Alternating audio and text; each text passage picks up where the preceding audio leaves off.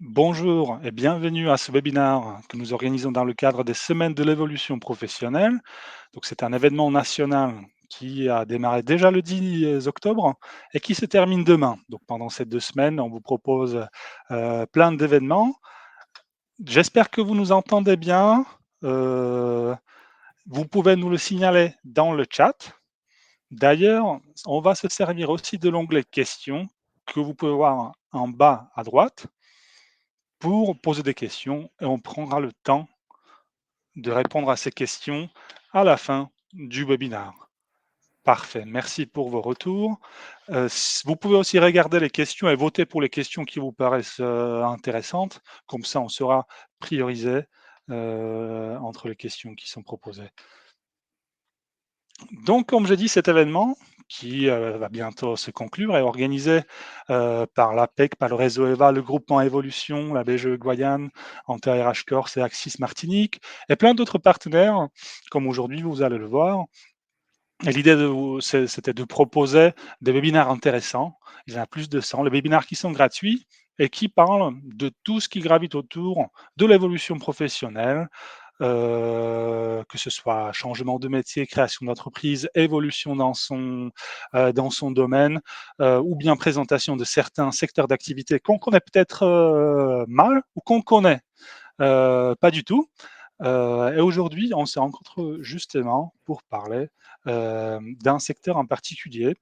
Mon nom, c'est Thomas Sprach et je travaille en tant que manager de service conseiller en évolution professionnelle un Grand Est. Donc, je suis basé à Nancy et nous avons le plaisir d'accueillir Monsieur Christophe Battaglia qui va se présenter brièvement et qui prendra le relais pour vous présenter le thème du webinaire d'aujourd'hui. Oui, bonjour Thomas, merci beaucoup. Bonjour à toutes et à tous. Écoutez, je me présente en quelques mots. Donc, je suis Christophe Battaglia, chargé de mission à l'OPCO Mobilité. Donc, j'expliquerai tout à l'heure ce que cela représente. Je suis basé à Marseille et je travaille donc à la délégation régionale PACA et Corse au niveau du territoire. Voilà. Alors, pour commencer, donc l'objectif aujourd'hui, vous le savez, c'est ce pourquoi vous êtes connectés aujourd'hui, c'est de parler des métiers de la mécanique automobile. Une présentation pour commencer de, la structure, pour laquelle je travaille, qui est donc l'OPCO Mobilité, pour que vous ayez une vision, d'ensemble du contexte global, dans lesquels se présentent donc les métiers de la mécanique en particulier. Donc l'OPCO, c'est, l'opérateur, de compétences des métiers de la mobilité. C'est une structure qui a été créée à la suite de la réforme sur la formation professionnelle, créée en 2019, et qui est constituée de 18 branches professionnelles ainsi que la RATP pour mettre en œuvre et décliner les politiques de formation de toutes ces branches professionnelles et de gestion prévisionnelle de l'emploi et des compétences.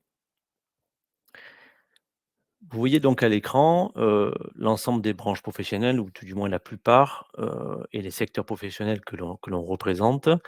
L'Opco Mobilité associe des approches de branches, très, très différentes, avec des actions transversales pour développer donc la gestion prévisionnelle des emplois et de compétences, interbranches. C'est vraiment notre cœur de métier.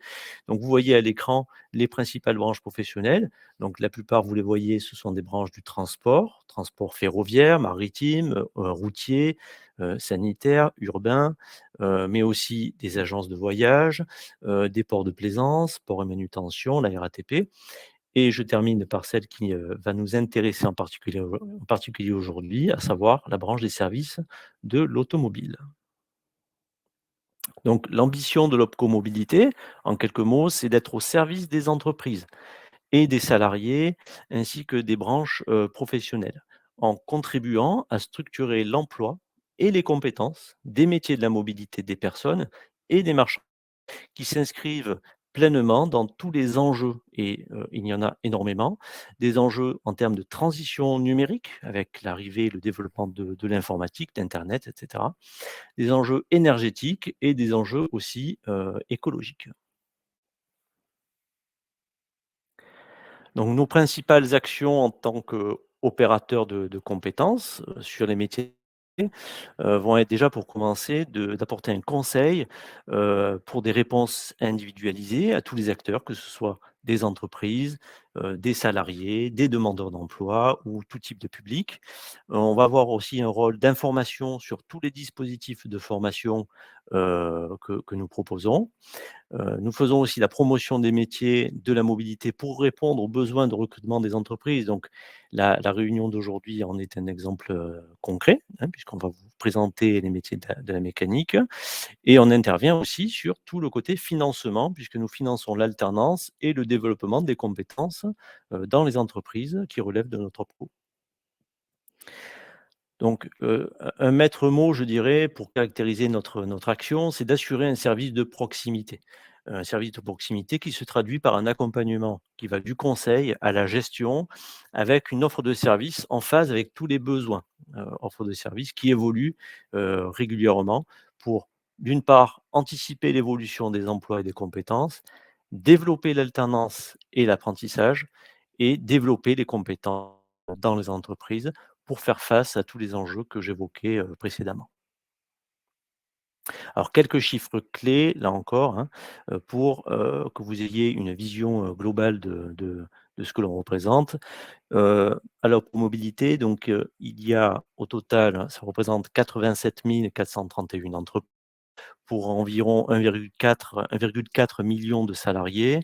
L'alternance est très fortement développée puisque nous avons plus de 130 000 contrats d'alternance en France, pour au total 18 conventions collectives adhérentes et la RATP. Alors, je ne vais pas aller plus loin sur notre structure Opco Mobilité. J'ai voulu vraiment aller à l'essentiel en vous présentant une synthèse de notre action. Pour ceux qui souhaitent aller plus loin, n'hésitez pas, vous avez 2 sites internet, qui sont intéressants à consulter, opcomobilité.fr et jebougemonavenir.fr, sur la partie davantage métier que je vais aborder, juste après. Alors, les métiers de la mécanique dans la branche de l'automobile, précisément dans la branche de l'automobile. Quelques données, succinctes sur le secteur de la branche automobile pour comprendre le contexte dans lequel les salariés de l'automobile travaillent. La branche des services de l'automobile, c'est un secteur de premier plan. Il faut savoir que, environ en France, environ un salarié sur 10 travaille dans la branche des services de l'automobile, donc c'est quand même relativement important, plus de 10 en réalité. Et la branche automobile représente l'ensemble des activités qui sont liées à la vie d'un véhicule, c'est-à-dire de sa sortie d'usine de fabrication à sa déconstruction et à son donc en quelques chiffres, ça représente, en France, pratiquement 55 000 entreprises, 410 258 salariés, une moyenne d'âge qui est jeune puisque moins de 40 ans en moyenne pour, les salariés de la branche automobile. Un parc automobile constitué de pratiquement 48 millions de véhicules, donc c'est très, très important et une part non négligeable de femmes, puisqu'il y a 23 de femmes qui travaillent en automobile. Donc on peut dire que la mixité est, quelque chose de très présent et bien, prégnant, au sein de la branche automobile. Alors ce qu'il faut savoir, c'est que quand on parle des métiers, c'est qu'il y a une grande diversité de métiers. On connaît bien évidemment la mécanique automobile et je vais expliquer après en quoi ça consiste, mais il y a aussi la réparation des carrosseries, la peinture automobile, les métiers du commerce, l'ensemble des services aussi, les stations-service, les parkings et cetera, les stations de lavage, les entreprises de dépannage et cetera et cetera et je vous propose, de, regarder une petite vidéo d'une trentaine de secondes pour que vous ayez une idée, en images. Réparer, c'est remettre sur la bonne voie. Peindre, c'est donner une nouvelle vie aux carrosseries. Conseiller, réparer, contrôler, vendre. De la sortie des usines jusqu'au recyclage des véhicules, c'est vous qui faites bouger demain.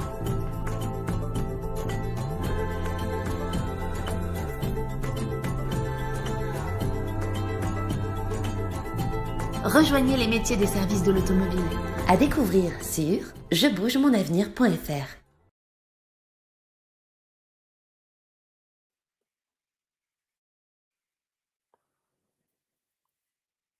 Très bien.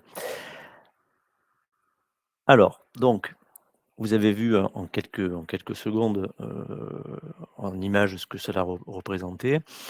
Heu, je vais zoom sur vraiment les métiers de la mécanique automobile, hein, bien qu'on ait abordé les autres métiers. Ce qu'il faut comprendre, c'est que la mécanique automobile, c'est un domaine professionnel qui est à considérer au sens large. Donc, c'est évidemment les voitures, mais ce sont aussi les camions, les motos et les vélos. Donc, ce sont des véhicules qui aujourd'hui font l'objet d'une réparation, d'une maintenance. Et quand on parle de mécanique automobile, c'est tous ces types de véhicules qu'il faut prendre en considération. Et c'est très important parce que le type de véhicule, chaque type de véhicule en réalité possède ses propres caractéristiques et cela a des conséquences directes sur le métier de mécanicien. Je prends quelques exemples. Alors, le premier qui est, apparent, pour tout le monde et très facile à visualiser, c'est la taille du véhicule. Un camion, une voiture, une moto fait qu'on ne va pas travailler dans, le même type d'atelier quand on est mécanicien de camion, mécanicien de voiture ou de moto, par exemple. Les technologies sont également très différentes, notamment sur la réparation des camions. Les camions sont dotés d'une technologie qui est bien souvent très en avance par rapport aux autres types de véhicules, par exemple le freinage, la suspension ou la transmission, diffèrent considérablement, de ces systèmes-là que l'on va retrouver sur les autres types de véhicules, notamment les voitures ou les motos. Donc ça a une importance capitale et le choix du métier, que vous allez faire, pour ceux qui sont intéressés, eh bien, aura une incidence directe sur, votre quotidien de travail, dans les entreprises. Ce qu'il faut comprendre aussi, c'est que, il y a des tendances, marquantes actuelles autour des métiers de la mécanique automobile. Globalement, ce sont des métiers qui sont en constante évolution. Heu, les mécaniques, des évolutions très fortes, des évolutions notamment technologiques. On a vu, l'arrivée, au cours des 20-30 dernières années, l'électronique embarquée dans les véhicules, l'arrivée progressive de plus en plus forte des véhicules électriques, des, véhicules hybrides, des véhicules connectés aujourd'hui, donc les véhicules sont de plus en plus connectés. Et demain, également les véhicules autonomes, qui existent d'ailleurs déjà. Donc, des évolutions technologiques qui sont très prégnantes. C'est le secteur qui, doit vraisemblablement évoluer le plus, peut-être même avant le secteur aéronautique. Donc c'est un élément à prendre en considération. Mais également en évolution réglementaire, puisque, là aussi il y a des réglementations européennes qui sont importantes et que les constructeurs sont confrontés à la réglementation européenne qui évolue régulièrement, notamment en termes de réduction des émissions de CO2 des voitures neuves et évolution numérique également avec la mise en œuvre d'applications informatiques sur, les véhicules. Évolution écologique enfin, qui est très liée, notamment aux aspects réglementaires de l'Union, européenne. Ce sont aussi des métiers dits en tension, c'est-à-dire des métiers pour lesquels il y a de forts débouchés professionnels. Alors un métier en tension, c'est un métier pour lequel le nombre d'offres d'emploi, est supérieur à celui des candidats et donc cela entraîne direct difficultés de recrutement pour les entreprises sur des postes qui peuvent se révéler clés, dans les entreprises. Aujourd'hui, les métiers des mécaniques, véritablement, sont réellement des métiers en tension, c'est-à-dire pour lesquels les entreprises ont des difficultés pour trouver, du personnel qualifié.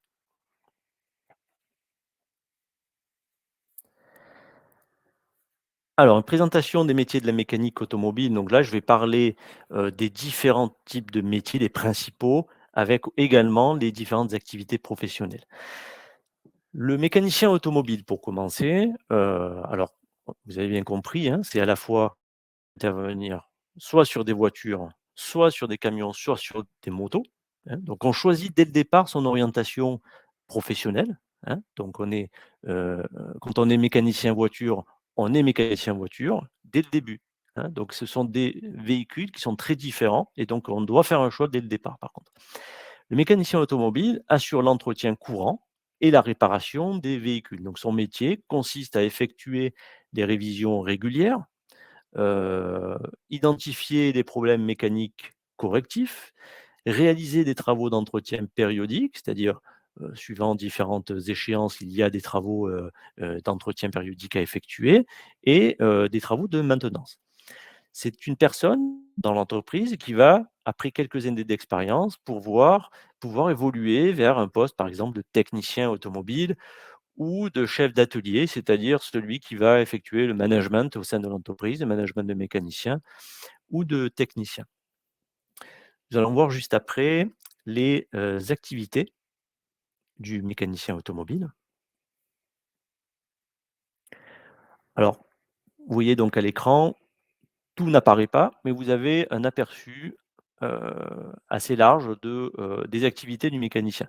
Il va intervenir sur l'entretien des éléments électriques, par exemple, des éléments de sécurité, de confort, l'entretien moteur, l'entretien aussi de tous les systèmes de lubrification, systèmes de freinage multiples et variés. Il va intervenir aussi sur tous les systèmes de transmission, boîte manuelle, boîte robotisée, automatique.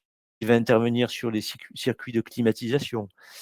Également, il va effectuer un contrôle des trains roulants, il va effectuer un remplacement des batteries, et le remplacement et la réparation des pneumatiques.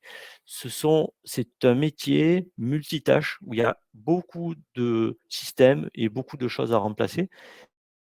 En termes de qualité et de compétences, généralement, c'est une personne qui est reconnue comme ayant une rigueur importante, quelqu'un qui a de la curiosité. Quand on est mécanicien, en général, on est passionné par la mécanique, on a un intérêt, assez fort pour, l'ensemble des nouvelles technologies et on a un bon sens de l'organisation en général. Vous allez voir dans la vidéo qui suit, le métier de mécanicien, en particulier le métier de mécanicien des véhicules industriels.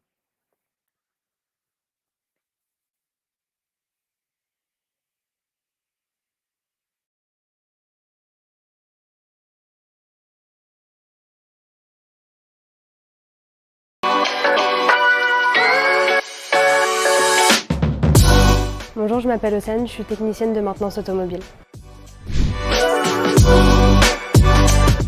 Donc mon travail consiste à faire de la maintenance de véhicules ainsi que de la recherche de panne et de la réparation de mécanique pure. Dans la mécanique, il faut savoir être réactif, le véhicule arrive le matin et repart le soir, donc il faut savoir scinder le problème directement pour le résoudre plus vite. On a des outils pour nous aider à scinder plus facilement le problème, tels que la valise de diagnostic qui nous permet de dialoguer directement avec le véhicule et de connaître le réel problème électronique. On a souvent aussi des clients qui viennent nous voir directement dans l'atelier pour avoir plus de précision sur les opérations qui ont été effectuées sur leur véhicule ou pour nous demander 2-3 petites choses s'ils ne savent pas forcément ce qui a été fait dessus. Dans la mécanique, il faut savoir être habile pour réaliser au mieux et le plus rapidement les tâches qui nous seront confiées et se fatiguer le moins possible. Moi, je travaille en autonomie dans l'atelier. Ça offre une certaine liberté, mais également beaucoup de responsabilités. Dans la mécanique, il faut être très précis parce que par exemple, une vis serrée un peu trop fort, elle va casser et ce sera la pièce à la poubelle. Donc la mécanique, c'est un peu comme de la chirurgie, il faut être très précis. Oui, on peut dire que je suis incollable sur la voiture. Le métier de mécanicien-technicien, c'est avant tout un métier de passion. Il faut toujours s'informer, toujours connaître, toujours se renseigner sur ce qui va être les nouveautés. Et aussi avoir cette passion de toujours apprendre. C'est un métier où on apprend vraiment énormément de choses et on continuera à apprendre au quotidien.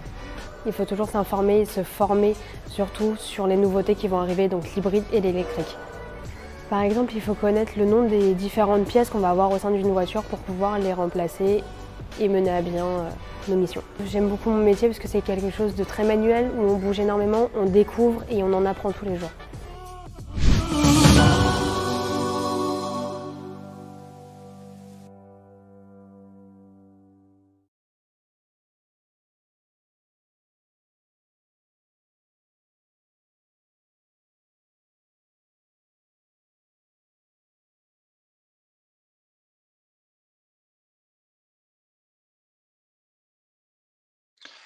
Christophe, votre micro, vous l'avez coupé pour la vidéo, je pense. Oh pardon, j'ai coupé pour la vidéo en effet. Désolé. Donc vous avez vu effectivement, une jeune fille dans les ateliers, de l'automobile.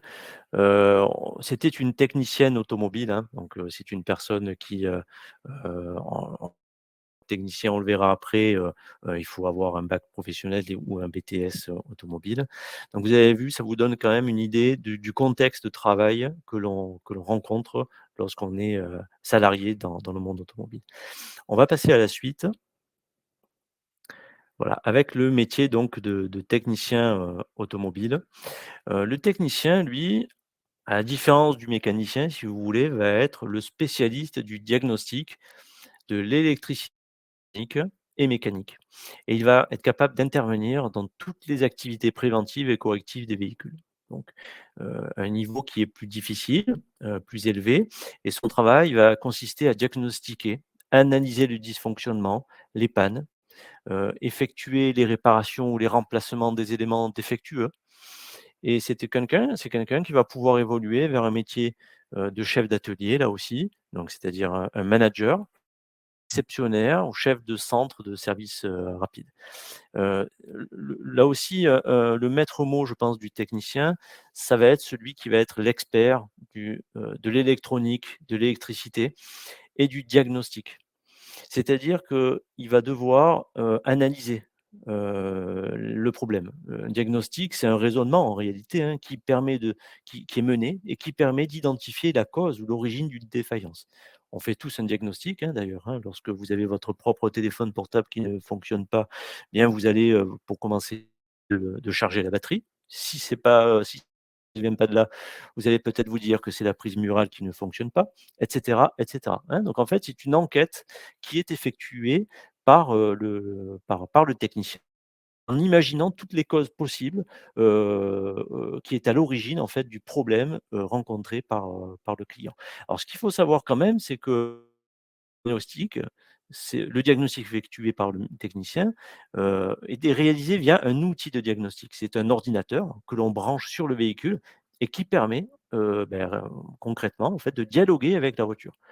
Mais au-delà de cet outil de diagnostic, il y a de la réflexion et de l'analyse puisque, il va effectuer un diagnostic au niveau de ses propres sens, puisqu'il va devoir observer, il va devoir regarder, il va devoir écouter le bruit que fait un moteur. Et donc il y a déjà un pré-diagnostic qui est fait par lui-même avant même d'utiliser le diagnostic. On passe donc aux activités professionnelles, donc du technicien, qui sont centrées essentiellement sur la réalisation de diagnostics, tout type de diagnostic, hein, donc des systèmes mécaniques, des systèmes d'injection et de dépollution, circuits électriques et multiplexés. Alors, le multiplexage, c'est un système qui permet, via un seul faisceau, de concentrer un très grand nombre d'informations. C'est quelque chose qui il y a plusieurs années, mais qui concerne directement le technicien, et il va être aussi capable d'assurer la maintenance. Donc il fait le diagnostic, mais aussi il fait la maintenance de tous ces types de véhicules, y compris des véhicules électriques et hybrides qui, sont de plus en plus présents aujourd'hui sur le marché. En termes de qualité et de compétences, il faut avoir une bonne réactivité, il faut avoir une bonne capacité d'analyse et de réflexion, il faut être méthodique et organisé dans son travail, être autonome et avoir aussi un bon relationnel client, puisqu'il faut être capable, le cas échéant, d'expliquer au client le problème à rencontrer, ce qu'il va devoir faire pour bien entretenir son véhicule, à la suite de la réparation, et cetera, et cetera. Donc c'est un métier qui intègre aussi une dimension clientèle, assez importante. On va voir une dernière vidéo, la troisième, qui là, va vous présenter donc le métier de, mécanicien des poids lourds, il me semble. On va voir ça tout de suite.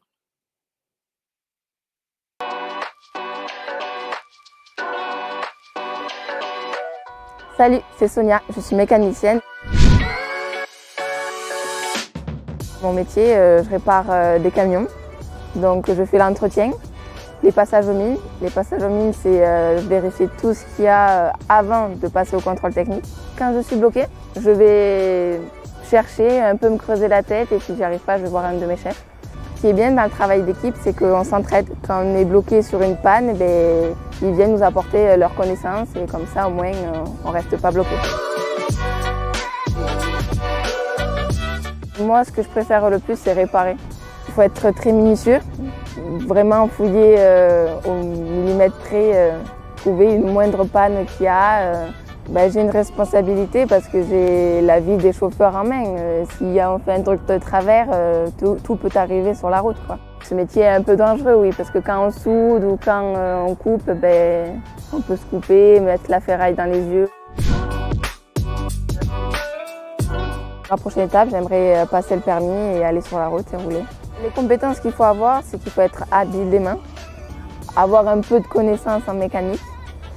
Moi, par exemple, je ne me vois pas faire autre chose. Rester assis dans un bureau, c'est pas pour moi, ça.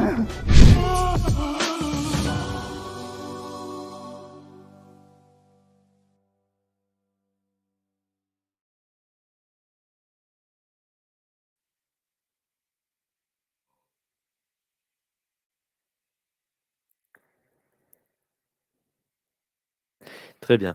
Donc on vient de voir donc là, à l'œuvre une mécanicienne des poids lourds, heu, très, très différent du mécanicien, voiture. Ce qu'il faut savoir, c'est que le mécanicien poids lourd, c'est un métier qui peut un peu effrayer quand on voit la taille d'un véhicule, ça peut être un peu impressionnant. Il faut savoir que les méthodes de travail et les outils ont considérablement évolué ces 20 dernières années. Donc aujourd'hui, les conditions de travail se sont vraiment améliorées. Et d'ailleurs, elles ont même plus évolué sur la mécanique poids lourd que sur les autres types de véhicules. Donc, on a d'ailleurs de plus en plus de jeunes filles qui se lancent sur les métiers de la mécanique poids lourd parce que les conditions de travail se sont considérablement améliorées ces dernières années. On va passer, à la suite, et le métier de mécanicien cycle. Ce que je voulais quand même vous en parler en quelques mots, puisque ça fait partie des véhicules, qu'il faut réparer, qu'il faut entretenir. Alors, le mécanicien cycle, c'est donc quelqu'un qui va effectuer toutes les activités d'entretien et de réparation des vélos. Il va effectuer le montage du cycle et de ses équipements. Il va effectuer la préparation des vélos neufs et il va aussi effectuer l'entretien et les réparations des vélos à assistance électrique et des cycles, hein. Donc, vélos électriques qui se développent de plus en plus et donc qui font appel donc à des compétences, particulières, qui sont à apprendre comme toutes les autres compétences, qui doivent être maîtrisées pour être capable d'intervenir sur ces vélos électriques.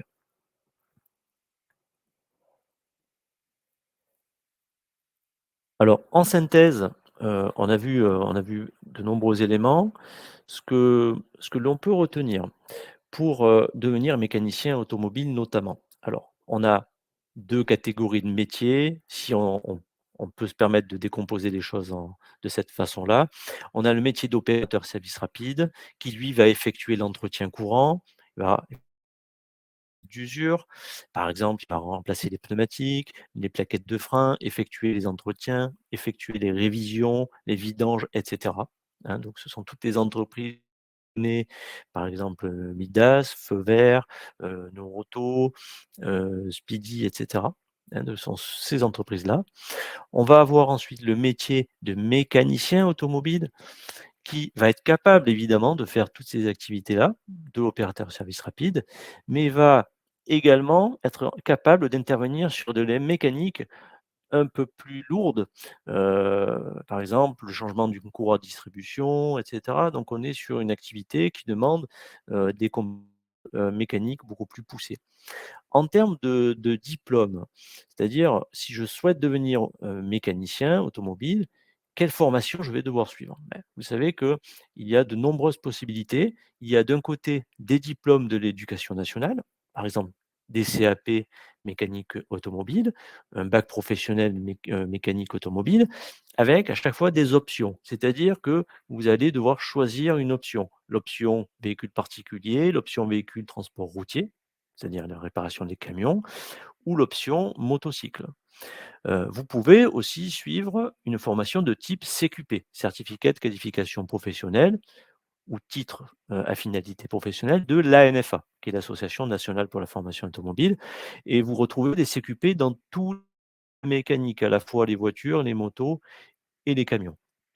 Vous allez aussi, pouvoir, suivre un titre professionnel mécanicien automobile qui relèvent du ministère du Travail. C'est-à-dire qu'en fait, vous avez tous ces diplômes-là, toutes ces formations-là, qui sont toutes pertinentes. La différence, sont que, heu en fait, le certificateur n'est pas le même. C'est-à-dire que dans un cas, vous allez avoir des diplômes de l'éducation nationale, CAP et bac pro. Dans un autre, des formations qui ont été créées par la branche professionnelle de l'automobile, donc par les professionnels. C'est le cas des CQP et des titres à finalité professionnelle. Et enfin, vous allez avoir les titres professionnels, comme le titre professionnel mécanicien automobile, créé par le ministère du Travail. En termes de durée maintenant, alors c'est très difficile de durée exacte, puisqu'en fait, tout dépendra de votre profil, de ce que vous avez fait avant, du niveau de votre niveau d'études. Donc vous pouvez très bien faire une formation qui va s'étendre de 8 mois à 2 ans, ça peut être plus, ça peut être moins. Ça dépend vraiment du profil de chaque personne. En tous les cas, ce qui est important à noter, c'est que lorsque vous allez aller dans un centre de formation compétent qui forme au métier de mécanique, vous allez faire ce qu'on appelle un positionnement. C'est-à-dire que dès le début, on va étudier votre profil, pour un entretien avec vous, et c'est à la suite de cet entretien qu'on va comprendre d'où vous partez et où vous souhaitez arriver, et donc adapter votre parcours, qui sera un parcours individualisé, aussi bien en termes de contenu, c'est-à-dire est-ce que vous avez besoin de revoir tous les enseignements généraux ou pas, ou est-ce que vous allez vous concentrer uniquement sur la pratique, mais aussi donc en termes de durée. Ça va impacter directement la durée de votre formation. Au niveau des lieux de formation, donc il y a énormément de centres de formation en France. Il y a forcément un centre de formation qui se trouve près de chez vous. Ce sont tous les organismes de formation, notamment les CFA, centres de formation d'apprentis, qui forment des apprentis dans le secteur de l'automobile, mais qui peuvent aussi former des salariés, des demandeurs d'emploi.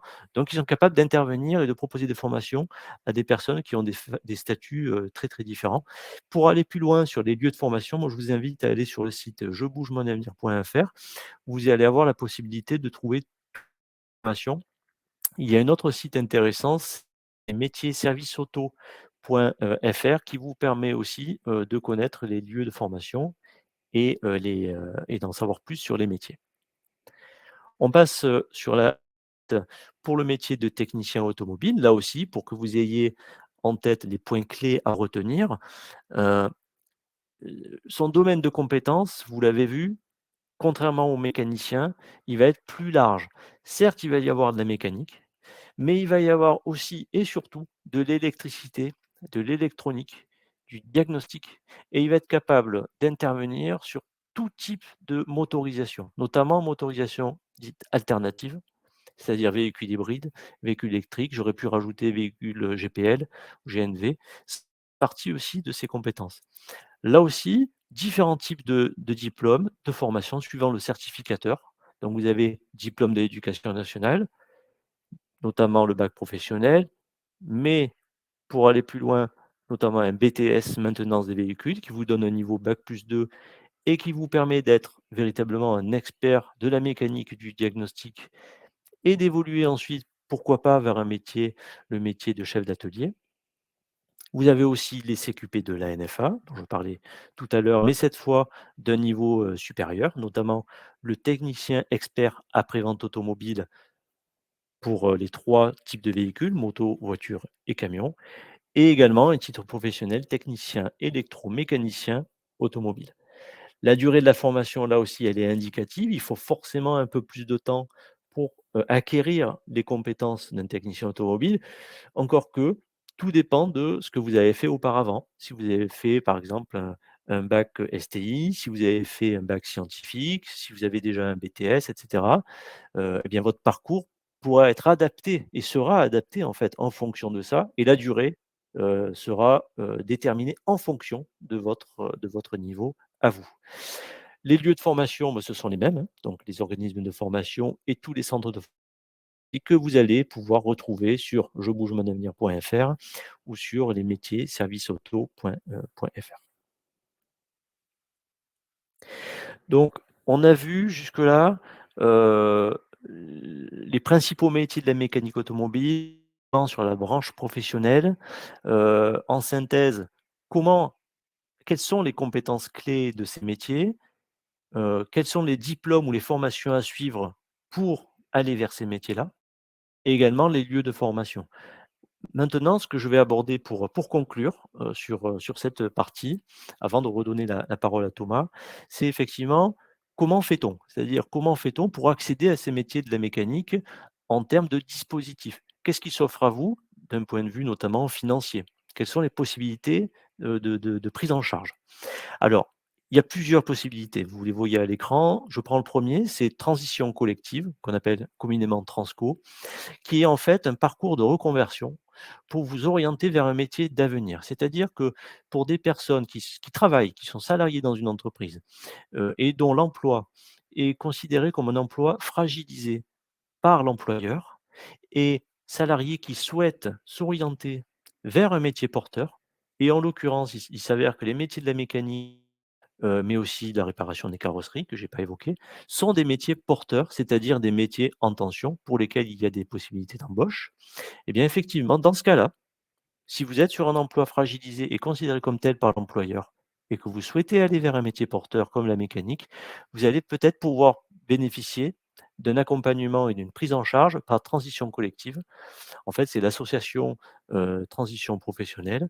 Donc il faut déposer un dossier, il faut faire appel à un CEP, donc c'est un conseiller en évolution professionnelle qui va pouvoir vous accompagner, pour élaborer votre projet professionnel. Le deuxième, c'est le, projet de transition professionnelle qui là, heu, en fait, c'est une démarche individuelle, c'est-à-dire tout salarié a la possibilité, s'il le souhaite, et demande de prise en charge, toujours auprès de l'association transition, professionnelle. Mais cette fois, c'est un projet individuel, peu importe que le métier soit, considéré comme fragilisé ou pas, le métier actuel. En tout cas, la personne souhaite aller vers un métier qui l'intéresse et à ce moment-là, elle peut aussi déposer un dossier de prise en charge auprès de transition professionnelle. À la différence près, c'est que dans ce cas-là, vous allez devoir utiliser votre compte personnel de formation, hein, j'y reviendrai à la fin de cette diapositive. Il y a aussi qui est un dispositif de reconversion ou de promotion par alternance. Et dans ce cas-là, comme son nom l'indique, on est sur de l'alternance, donc une période de formation dans un centre de formation et une période de formation en entreprise. La prise en charge est totale du coût pédagogique et une partie des frais de rémunération, heu et c'est pris en charge entièrement par l'Opco-Mobilité. Alors, je ne l'ai pas dit auparavant, pour transition collective et projet de transition professionnelle, la rémunération est également prise en charge par l'association de transition professionnelle. Donc, c'est vraiment intéressant pour les personnes qui se posent ce type de questions quant à la pérennité des revenus pendant la formation.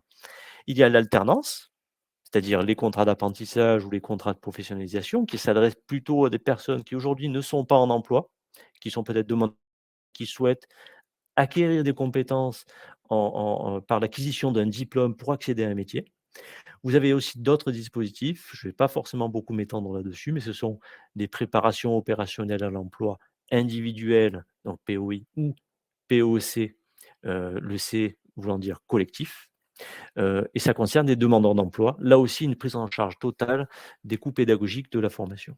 Et pour terminer, donc le compte personnel de formation qui, que vous connaissez certainement, et qui est en fait tout simplement, une somme d'argent qui est attribuée à chaque individu, à chaque personne, et chaque personne a la possibilité de recourir à ce budget qui lui est propre tout au long de son parcours, professionnel, tout au long de sa vie, professionnelle. Voilà, j'ai terminé avec, la présentation, générale. Je laisse la parole donc à Thomas pour la suite.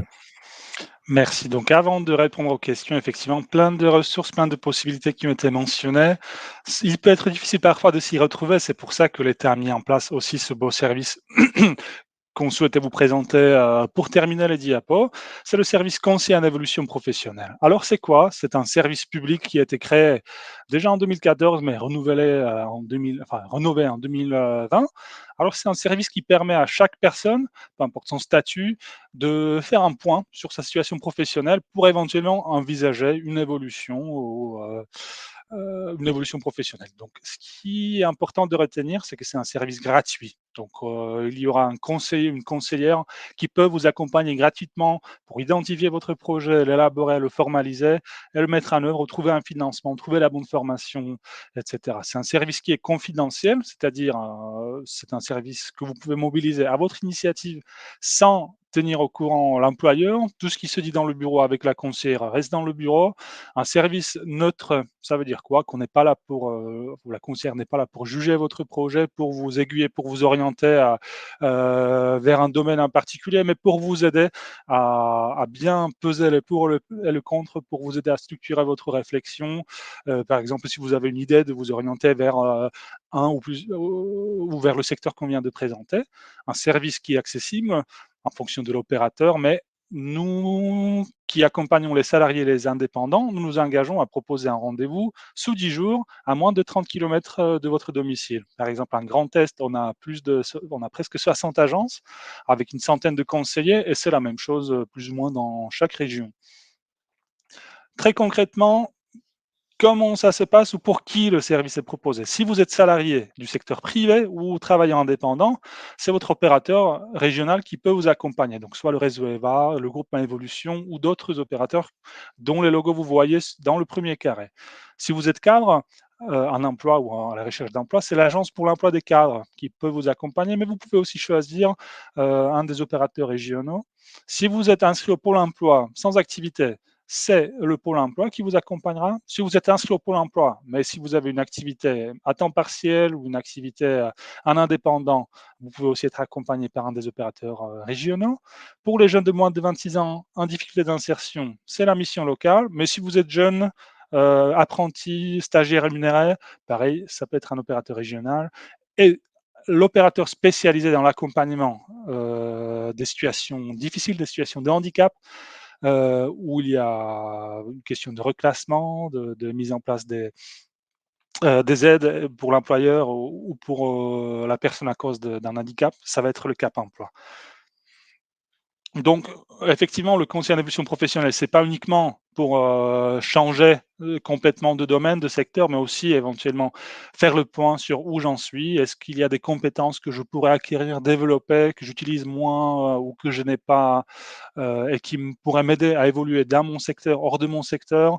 Quand on parle évolution, ça peut être la création d'activités également, ou bien j'ai peut-être des compétences que je souhaite valoriser, certifier, obtenir un diplôme. Là, on parle de la validation des acquis d'expérience.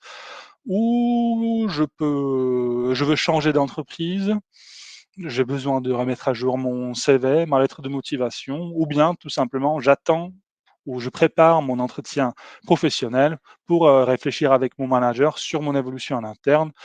Tout ça, c'est des bonnes raisons pour mobiliser ou faire appel au conseil en évolution professionnelle. Et des raisons, il y en a plein d'autres.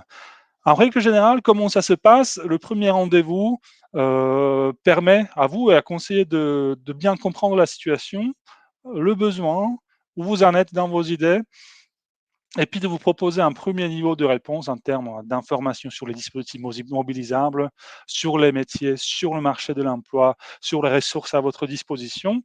Et suite à ça, il peut vous accompagner, comme j'ai dit, jusqu'à la mise en œuvre de votre projet. Comment mobiliser ce service? Alors pour trouver le bon opérateur dans votre secteur, rendez-vous sur le site monde-cep.org où vous renseignez votre situation professionnelle, votre localisation.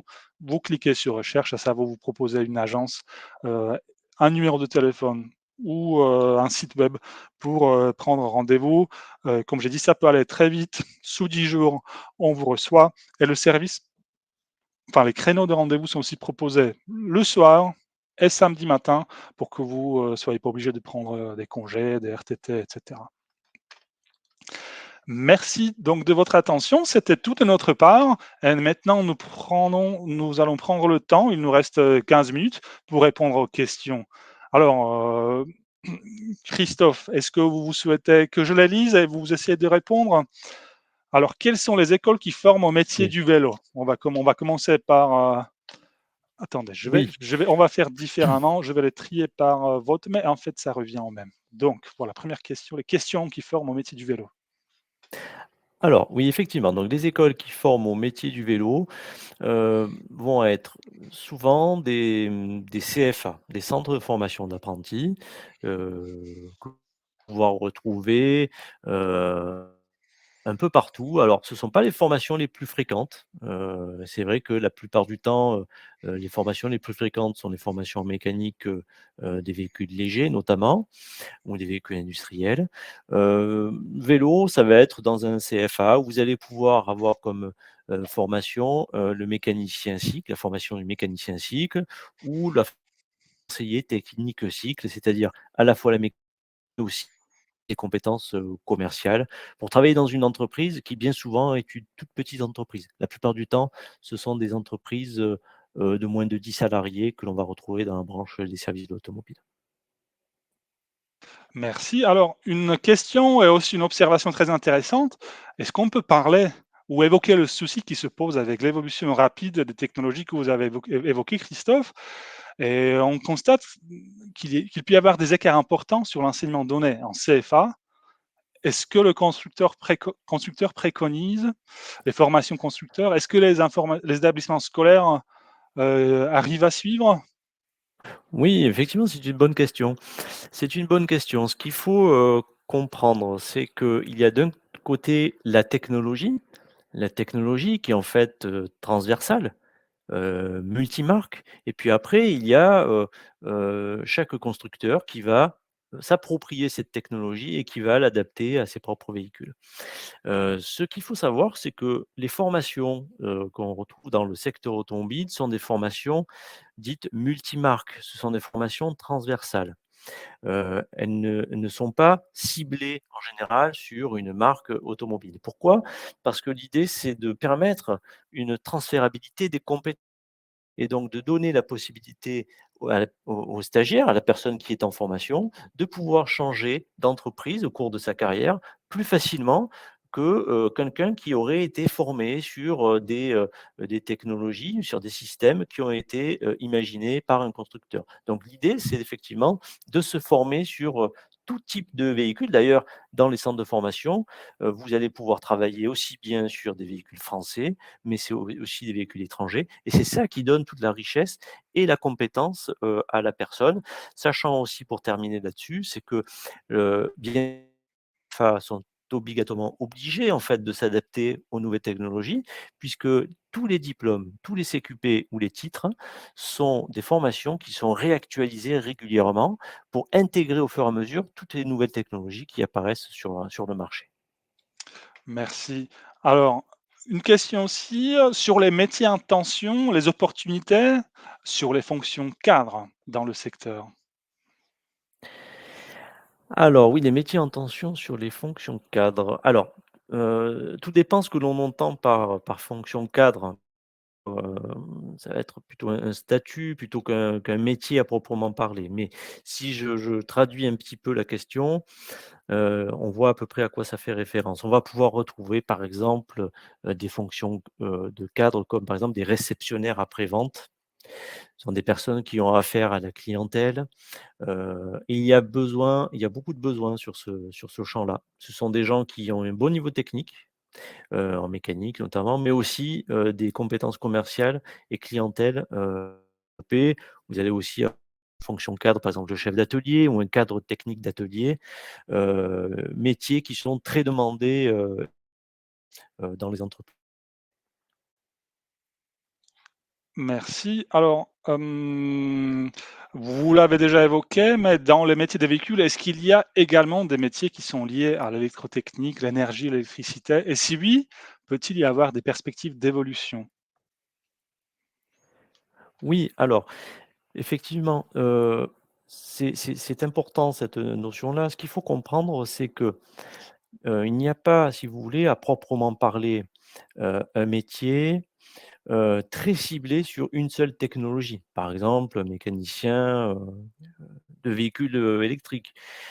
En réalité, ce qui se passe, c'est que les formations, permettent d'aborder tout type de motorisation et donc quand on se lance sur un métier de mécanicien ou de technicien automobile, on va aborder obligatoirement, toutes les technologies et notamment les dernières technologies puisqu'elles sont intégrées au fur et à mesure dans les référentiels de formation. Donc la et oui, complètement oui à 100, mais toutes ces technologies-là sont intégrées au fur et à mesure, dans, la formation du futur mécanicien ou du futur technicien, si vous voulez.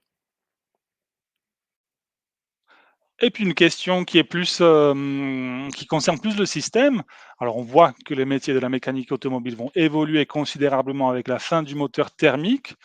Hem, Quels accompagnements existent par l'OPCO pour les entreprises pour permettre les adaptations des compétences des salariés? Alors là, effectivement, on rentre dans le cœur du service de proximité, de l'accompagnement, réalisé par l'OPCO, hein. C'est notre cœur de métier qui est de travailler en proximité avec les entreprises, notamment en termes de conseils, leur expliquer un petit peu quelles sont les évolutions et ce vers quoi on va finalement, notamment dans les métiers puisque vous l'évoquez. Alors la fin du moteur thermique, c'est peut-être pas pour demain non plus, hein, mais effectivement le développement des véhicules électriques on l'imagine très bien se développe, enfin, c'est vraiment l'avenir. Ensuite, effectivement, notre accompagnement, il est sur le conseil et sur le côté financier, puisque chaque entreprise a ce qu'on appelle un plan de développement des compétences et sur la base de ce du plan de développement de compétences d'entreprise, l'Opco Mobilité va pouvoir accompagner l'entreprise pour du conseil et pour du financement. C'est-à-dire qu'on va concrètement financer la formation, des, salariés qui travaillent dans l'automobile, notamment, mais pour les amener à acquérir les compétences puisque pas évoqué, mais au-delà de la formation initiale, c'est-à-dire les diplômes, il est évidemment, indispensable et c'est un peu ce qui votre question finalement, de se former tout au long de sa vie. Puisque, il y a une complémentarité entre la formation de départ et toutes les connaissances qu'on va devoir acquérir au fur et à mesure que les nouvelles technologies apparaissent. Donc c'est un accompagnement par l'OPCO qui est sur le conseil, mais aussi un accompagnement financier avec la prise en charge des formations demandées par les entreprises. Merci et nous arrivons au bout de nos questions. Donc, merci à toutes et à tous qui avaient participé à ce webinaire. Vous retrouverez le replay sur le site des semaines en évolution professionnelle, ainsi que dans votre boîte mail d'ici quelques minutes. Nous vous remercions de votre attention. Si vous êtes intéressé par d'autres événements qui sont proposés encore aujourd'hui, ce soir et demain, dans le cadre de cet événement, n'hésitez pas à consulter aussi le site. Nous vous souhaitons beaucoup de réussite dans vos projets.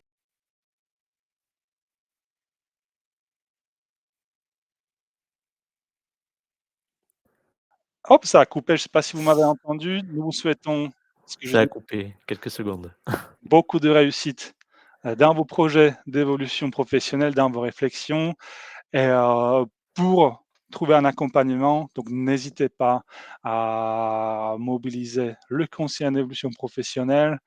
Comme on dit, c'est gratuit, ça peut vous changer la vie, ça peut vous donner, ça peut donner un nouvel élan dans votre carrière, peut-être, vous aider à mettre en œuvre une reconversion, pourquoi pas, vers, les métiers, des véhicules. Merci Christophe Merci. Mer de votre animation. Merci à tous et merci Thomas. Juste pour terminer, vous donner un conseil, surtout n'hésitez pas à aller voir les professionnels, que ce soit des entreprises pour faire peut-être des stages d'immersion, de découverte, d'observation ou même dans les centres de formation d'apprentis pour rencontrer des formateurs, des stagiaires.